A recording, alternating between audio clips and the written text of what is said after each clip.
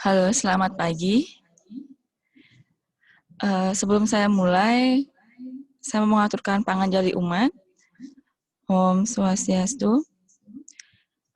Seperti biasa, nama saya Titi Melandari. Untuk pelajaran reservasi hari ini, saya yang akan mengisi. Jika ada pertanyaan seputar materi yang akan saya sampaikan ataupun materi yang sebelumnya, bisa hubungi ini nomor saya dan pada email saya. Oke. Kemarin itu kita sampai di jenis-jenis reservasi. Masih ingatkah apa saja jenis-jenis dari reservasi?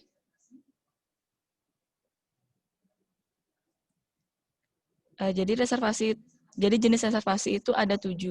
Jadi yang pertama itu ada new, ada amendment, ada confirm reservation, ada yang cancellation, guaranteed, non-guaranteed, dan juga group reservation. Dan untuk hari ini saya akan menjelaskan tentang informasi pendukung. Informasi pendukung di sini itu maksudnya kita sebagai seorang reservasi memang harus menguasai beberapa informasi mengenai hotel karena kita bertugas sebagai si penjual kamar kepada calon tamu. Untuk itu makanya kita perlu mengetahui beberapa informasi pendukung agar para calon tamu ataupun tamu tertarik untuk menginap di hotel kita.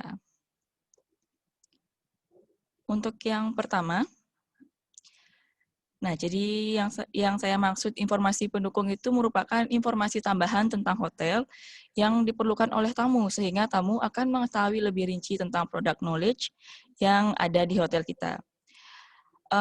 Mungkin di antara kalian masih bingung apa sih itu product knowledge? Apakah sebuah barang? Apakah sebuah produk? Atau bagaimana? Ini dia. Jadi product knowledge itu adalah cakupan seluruh informasi akurat yang mengenai produk-produk yang ada di hotel. Produk ini tuh bukan maksudnya produk sebuah barang saja, tapi juga ada beberapa yang tidak bisa kita lihat. Bukan hantu ya. Jadi ini maksudnya contohnya ada tangible dan intangible. Ada yang tahu tangible apa dan intangible itu apa? Kayaknya kelas 10 sudah dijelaskan sepertinya. Oke. Jadi yang untuk yang tidak terlihat itu bukan hantu ataupun bukan yang tak kasat mata, tapi mengenai tentang kenyamanan Anda, keramah tamahan Anda sebagai seorang front office ataupun seorang reservasi, dan juga keindahan hotel yang hotel sediakan. Jadi itu termasuk di intangible atau produk yang tidak nyata. Jadi maksudnya tidak bisa Anda sentuh produknya. Produk yang disediakan oleh hotelnya. Itu maksudnya yang intangible. Kalau yang tangible itu yang produk nyata, yang bisa kalian sentuh, yang bisa kalian lihat. Itu maksudnya seperti makanannya, minumannya, fasilitas yang disediakan oleh hotel itu termasuk product knowledge yang jenisnya tangible atau yang nyata. Jadi memang bisa dilihat dan bisa disentuh. Tidak nyata juga bisa dilihat, tapi kan dia tidak bisa disentuh. Seperti itu. Seperti modelnya Anda memberikan kenyamanan kepada para tamu di hotel. Itu juga termasuk product knowledge yang diberikan oleh hotelnya. Seperti itu ya. Nah, selanjutnya itu saya menjelaskan tentang harga kamar. Maksudnya harga kamar itu apa sih? Nah, harga kamar di sini itu maksudnya ada beberapa hotel yang menerapkan harga kamar yang berbeda-beda. Misal, kira-kira harga kamar, misalnya harga kamarnya 1 juta per malam. Kira-kira untuk 1 juta per malam itu sudah include apa sih? Apakah hanya kamar saja atau bagaimana? Saya ini nginepnya 3 orang loh, kira-kira ada extra charge-nya nggak? Misalnya seperti itu. Nah, inilah salah satu beberapa jenis-jenis dari harga kamar itu sendiri. Yang tidak menyalakan video, mohon untuk dinyalakan ya. Saya nggak tahu kalian ini bisa dengar saya atau enggak. Dinyalakan dulu ya. Saya aja muka saya kelihatan, masa muka kalian nggak kelihatan? Malu dong sama saya. Yang liatin foto juga tolong. Oke. Semoga saja enjoy dengan pelajaran saya ya. Oke, untuk jenis-jenis harga kamarnya, jadi yang pertama itu ada room tariff, ada person tariff, kemudian ada publish rate atau publish tariff, kemudian ada confidential tariff sama special rate atau special tariff. Oke, kayaknya kalian bisa mengartikan sendiri dari bahasanya. Meaning-nya juga hampir sama dengan kalau kita bahasakan, maksudnya dibahasakan dalam bahasa Indonesia. Dan untuk penjelasannya, ini dia. Oke, untuk yang pertama, room tarif. Jadi kalau misalnya room tarif itu adalah harga yang dihitung berdasarkan tipe kamar yang ditempati, yang dimana tidak mempengaruhi jumlah orang yang menginap atau yang menempati kamar tersebut. Ini maksudnya harga kamar itu sudah memang harganya itu sesuai dengan tipe kamarnya. Misalnya, harga kamarnya 1 juta per malam. Itu untuk tipe deluxe. Entah dia mau berada di sana 3 orang ataupun 4 orang, itu tidak berpengaruh karena hotel tersebut sudah menerapkan yang namanya room tarif. Karena dia memberikan harga kamarnya itu sesuai dengan tipe kamar yang dipesan. Jadi tidak mempengaruhi untuk jumlah orang yang berada di dalamnya. Begitu. Untuk yang selanjutnya itu ada person tarif. Nah, berbeda nih sama yang room tarif yang sebelumnya yang saya jelaskan tadi. Kalau yang person tarif ini, harga yang ditetapkan oleh hotel itu dia sesuai dengan jumlah orang yang berada di dalamnya atau jumlah orang yang menempati kamar tersebut. Misal, kalau kamar double deluxe, kalau untuk kamar yang size double, itu kan biasanya memang hanya untuk 2 orang saja. Tapi karena ini tamunya dia menginapnya ada 3 orang nih, 3 orang dewasa. Nah, karena hotel tersebut menerapkan yang namanya person tarif, otomatis tamu tersebut akan mendapatkan extra charge atau harga tambahan. Misalnya harga kamarnya 1 juta per malam untuk yang deluxe double, tapi karena dia menginapnya 3 orang, jadi dia mungkin menambah lagi berapa persen, atau mungkin menambah lagi 300.000. Jadi totalnya 1.300.000 per malam, gitu. Karena dia lebih dari 2 orang, atau lebih dari ketentuan dari size kamarnya. Gitu. Paham ya? Semoga saja paham ya. Kemudian untuk selanjutnya ada publish rate. Publish itu publikasi, jadi harga yang memang dipublikasikan oleh hotel tersebut. Jadi memang harga, ini maksudnya harga yang umum, harga yang memang sudah diumumkan oleh pihak hotel. Misalnya ini biasanya ini itu melalui internet ataupun melalui pihak aplikasi untuk pemesanan kamar. Kemudian selanjutnya ada confidential tarif. Nah, untuk yang confidential tarif ini adalah harga yang berlaku untuk pihak-pihak tertentu sesuai dengan kesepakatan yang dibuat.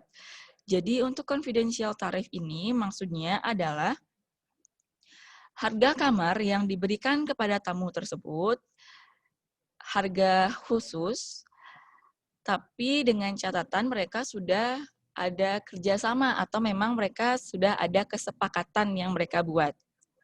Jadi berbeda dengan special rate ini. Kalau special rate memang harganya itu harga khusus juga, tapi tanpa adanya kesepakatan atau tanpa adanya kerjasama sebelumnya. Kalau yang confidential itu dia harga khusus, tapi memang ada kerjasama sebelumnya. Misalnya pihak hotel bekerja sama dengan travel agent. Nah, jadi kalau misalnya dari pihak travel agentnya itu ingin menginap ke hotel, pihak travel agent tersebut akan mendapatkan harga confidential tarif karena mereka ada kerjasama atau ada kesepakatan. Jadi ya dapat harga khususnya. Berbeda kalau dengan special rate. Special rate itu tamu memang mendapatkan harga khusus, tapi tanpa adanya kesepakatan ataupun kerjasama. Misalnya, dalam event-event tertentu atau dalam momen-momen tertentu. Misal dalam ulang tahun hotelnya mungkin, atau dalam misalnya pada hari Valentine. Misalnya kalau ada tamu yang menginap yang namanya ada Valentine-nya, mereka akan dapat gratis 1 malam di hotel. Seperti itu. Itu namanya special rate. Jadi untuk momen-momen tertentu saja dan tanpa ada kesepakatan dari hotel ataupun tamunya. Kemudian selanjutnya itu ada fasilitas kamar atau room facilities. Ini saya yakin kayaknya kalian memang sudah mengetahui apa aja sih fasilitas yang ada di kamar. Nah, berbeda halnya dengan porter. Kalau kalian sebagai porter, itu kalian kan menjelaskan fasilitas kamarnya itu ketika tamu dan Anda sudah berada di dalam kamar. Jadi lebih enak lihatnya, oh itu ada AC, jadi tinggal jelasin aja itu AC. Oh itu ada TV-nya, oh jelasin aja TV-nya. Berbeda dengan kalau Anda menjadi seorang reservasi. Misal kalau seorang tamu ingin mengetahui fasilitas kamar yang ia pesan itu apa aja sih, otomatis kalian juga harus mengetahui fasilitas kamarnya tanpa melihat ke dalam kamarnya. Jadi memang Anda sudah harus fasih dalam menyebutkan fasilitas-fasilitas yang ada di kamar tamu ataupun sesuai dengan tipe kamar yang Anda jual. Kemudian, nah untuk note-nya itu ada beberapa hotel yang memang menerapkan fasilitas yang berbeda, tergantung dari ukuran dan juga jenis hotelnya itu. Misal untuk standarnya di sana, untuk standar room-nya di sana itu mereka menggunakan kipas angin. Ada juga yang standar room-nya mereka itu menggunakan air conditioner seperti itu. Jadi berbeda-beda, tergantung dari jenis hotelnya masing-masing. Kemudian, nah ini dia beberapa fasilitas kamar secara umumnya. Saya yakin sepertinya waktu kelas 10 juga sudah dijelaskan, terutama pada bagian porter. Cuma bagian porter kan kalian directly langsung melihat barangnya, jadi lebih gampang untuk menjelaskan. Tapi ketika Anda menjadi seorang reservasi ataupun menjadi seorang resepsionis, itu kalian seperti meremembering atau mengingat beberapa fasilitasnya. Untuk itu, kalian harus mengetahui secara detail fasilitas kamar yang tersedia di kamar yang Anda jual. Ini ada beberapa secara umumnya saja ya. Ada beberapa fasilitas yang memang tidak saya sebutkan di sini. Karena ini secara umumnya saja. Ada AC, ada TV, ada sound system, ada minibar, ada safety deposit box, itu yang sangat lumrah sekali. Kemudian ada telepon, juga ada free wifi. Kalau TV saya rasa tidak semua memberikan fasilitas TV, tergantung dari tipe kamarnya juga ya, dan tipe hotelnya. Untuk selanjutnya, itu ada tipe atau jenis kamar. Nah, tadi kita sudah menjelaskan atau kita sudah membahas tentang fasilitas-fasilitas di kamar. Dan ini ada beberapa jenis kamar yang berdasarkan ukuran dan juga berdasarkan fasilitasnya. Jadi berbeda ya. Kalau berdasarkan ukuran, itu ada single room, twin room, double room, triple atau family room, dan juga ada quad room. Ini yang berdasarkan kelengkapan fasilitasnya. Ini. Oke. Kalau ukurannya itu maksudnya itu tergantung dari tempat tidurnya. Dan sepertinya juga kalian sudah mengetahuinya ya. Jadi kalau misalnya jenis kamarnya itu standar, apakah tamunya akan memilih untuk yang tipe single room atau twin room? Jadi jenis kamar yang standar berdasarkan fasilitasnya, dan untuk ukuran bednya itu apakah dia memilih single, twin ataupun double. Jadi makanya kalau di hotel itu biasanya mereka akan menggunakan standar single, standar twin, standar double karena mereka digabung jadi satu antara ukuran bednya dan dengan kelengkapan fasilitasnya. Jadi jadi setiap hotel juga berbeda-beda. Tapi untuk yang berdasarkan ukuran mereka semua sama. Untuk yang kelengkapan fasilitas itu baru berbeda. Misalnya yang standar seperti yang saya bilang tadi, standarnya mungkin yang menggunakan kipas angin ataupun yang menggunakan AC. Kemudian selanjutnya itu ada superior atau premium room. Jadi ini agak lebih high lagi, maksudnya agak levelnya lebih naik dibandingkan dengan standar. Mungkin fasilitasnya yang lebih lengkap, mungkin ada safety deposit box-nya, ataupun mungkin dengan pemandangannya, ataupun mungkin dengan keluasan dari ruangan tipe kamarnya. Nah, untuk yang kelengkapan fasilitas ini, tidak semua juga menggunakan nama standar, superior, deluxe, dan suite juga. Kadang-kadang ada beberapa hotel yang menggunakan nama tersendiri. Misalnya, dengan nama hotelnya misalkan Flowers. Jadi untuk yang standar itu namanya Rose Room atau Sunflower Room. Jadi hanya berbeda nama saja, namun fasilitasnya sama dengan yang ada di sini, begitu. Kemudian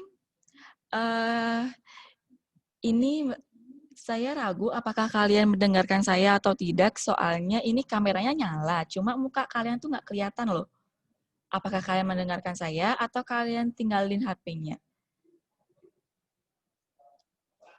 Ini ada yang ngasih saya lihat kipas angin, ada yang ngasih lihat saya ini kaca, ada yang ngasih saya jendela, kemudian ini ada ngasih lihat lampu. Ini saya nggak tahu nih kalian kemana gitu. Ya mudah-mudahan masih dengan saya ya. Ya semoga kalian selalu menghargai orang yang berbicara. Agar kalian juga bisa dihargai. Oke, selanjutnya itu adalah fasilitas hotel atau hotel facilities. Jadi ada beberapa fasilitas hotel yang disediakan. Kalau tadi kita menjelaskan tentang fasilitas yang ada di kamar, tapi kalau yang ini kita menjelaskan fasilitas yang ada di sekitar hotel. Nah, sama halnya seperti yang saya bilang tadi, kalau di porter itu kalian menjelaskan fasilitas hotel ketika kalian escorting tamunya ke kamar atau mengantarkan tamu ke kamar. Jadi sambil lihat, kalian bisa langsung jelasin fasilitas hotel. Berbeda dengan seorang reservasi. Kalau seorang reservasi, kalian harus langsung menjelaskan tanpa melihat bendanya atau tanpa melihat fasilitasnya itu sendiri. Jadi kalian kalau sebagai reservasi harus mengingat beberapa fasilitas yang ada di hotel atau sedikit tidaknya mengetahui secara rinci fasilitas yang disediakan oleh hotel kalian. Nah, jadi fasilitas yang disediakan di dalam hotel yang ditujukan untuk tamu yang menginap itu merupakan fasilitas hotel.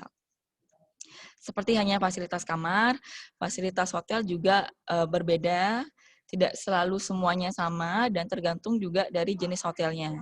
Ada yang dia ada jacuzzi-nya, ada yang enggak, ada yang memang mereka menyediakan swimming pool, ada yang enggak juga. Jadi tergantung dari jenis hotelnya itu sendiri. Dan juga ukuran dari hotelnya. Jadi tidak semua fasilitas hotel itu sama. Ini dia fasilitas hotel secara umumnya, yang mungkin kebanyakan hotel besar memberikan fasilitas yang lengkap seperti ini. Tapi tidak harus semuanya ya, tapi ada beberapa fasilitas hotel yang memang disediakan oleh hotel, jadi nggak semua. Biasanya kalau semua ini itu adalah hotel-hotel yang bersifat besar atau yang bintang 5 biasanya. Ini saya rasa juga karena kelas 10 juga sudah mempelajari tentang fasilitas hotel. Nah, tidak hanya sebagai porter ataupun reservasi saja, kalau kalian nanti bekerja ataupun training di bagian reception juga kalian juga harus mengetahui fasilitas hotel karena kita tidak pernah tahu pertanyaan apa yang akan diajukan oleh tamunya. Jadi memang harus selalu mengetahui tentang hotel di mana kita bekerja. Oke, ini saya menjelaskan beberapa jenis hotel yang berdasarkan sistem plan-nya. Oke, ini sudah satu muncul, ada Full American Plan. Mungkin kalian bertanya, apa sih itu plan? Plan di sini itu maksudnya bukan dibahasakan yang berarti merencanakan, bukan.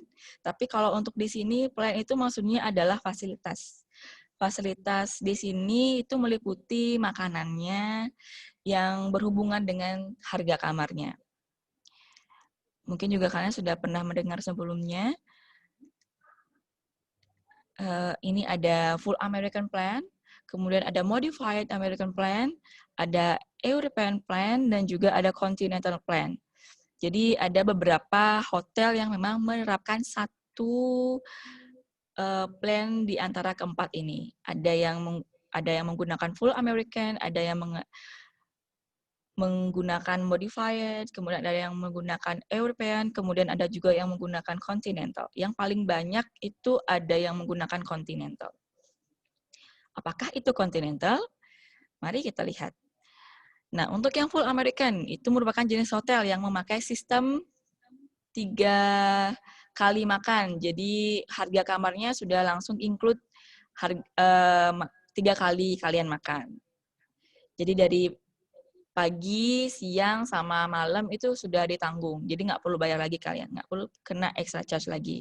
Karena sudah langsung include dengan harga kamar yang kalian bayar. Oke, kemudian ada Modified American Plan. Jadi kalau yang Full American itu 3 kali, kemudian kalau yang untuk Modified itu mereka 2 kali makan. Jadi ada yang breakfast, lunch, kemudian ada yang breakfast dan juga dinner. Jadi hanya 2 kali makan saja. Kemudian untuk yang European Plan, ya, jadi makanannya kalian itu tidak termasuk dari harga kamar yang kalian bayar. Jadi kalau ingin breakfast, lunch, ataupun dinner, kan juga harus membayar extra charge. Atau bayar lagi. Jadi nggak tinggal ngambil aja. Jadi kalian harus beli lagi. Karena dia terpisah harga kamar dan harga makan kalian. Kemudian untuk Continental Plan, ini yang paling banyak diaplikasikan di homestay ataupun di beberapa hotel. Jadi di mana harga kamarnya sudah termasuk makan pagi saja. Jadi 1 kali makan. Jadi hanya breakfast saja. Jadi kan kebanyakan memang menerapkan yang Continental Plan. Jadi yang hanya mendapatkan breakfast-nya saja. Oke, saya lanjut ya. Kemudian ada layanan hotel. Nah, layanan hotel di sini itu maksudnya adalah pelayanan ekstra yang diberlakukan dari hotelnya, yaitu layanan antar jemput, ada 24 hours doctor clinic, kemudian ada laundry and dry cleaning service, kemudian ada butler service, room service, babysitting service, sport instructor. Oke, jadi itu aja. Jadi ini layanan hotel ini maksudnya di luar dari fasilitas yang kalian bayar. Biasanya kalau kalian ingin mendapatkan layanan hotel ini, kalian harus membayar extra charge. Oke, saya rasa karena saya tadi agak terlambat mengajarnya, jadi ini waktunya juga sudah lewat. Bapak dan Ibu guru juga sudah menunggu. Jadi saya jelaskan sampai di sini saja. Apakah ada pertanyaan? Bisa ditanyakan sama saya? Ini masih ke mute ya? Atau kalian bisa unmute sendiri? Mungkin ada yang bertanya, bisa raise your hand please? Atau bisa bertanya melalui personal chat dengan saya? Bisa saja. Ada yang bertanya? Kalau tidak, saya cukupkan saja ya. Karena juga waktu sangat singkat sekali saya mendapatkan waktu. Nah, untuk itu saya harap kalian juga mendapatkan ilmu dengan apa yang Bapak Ibu Guru sampaikan. Dan semoga selalu sehat dan selalu dalam lindungan Tuhan. Jika memang ada pertanyaan yang ingin kalian sampaikan, bisa tanyakan sama saya. Tadi juga saya sudah, atau beberapa minggu sebelumnya juga saya sudah menyampaikan kontak saya. Jadi bisa hubungi saya ya. Jadi itu aja dari saya. Stay safe, stay home, stay healthy. Saya ucapkan Parama Santi. Om Santi Santi Santi. Oh.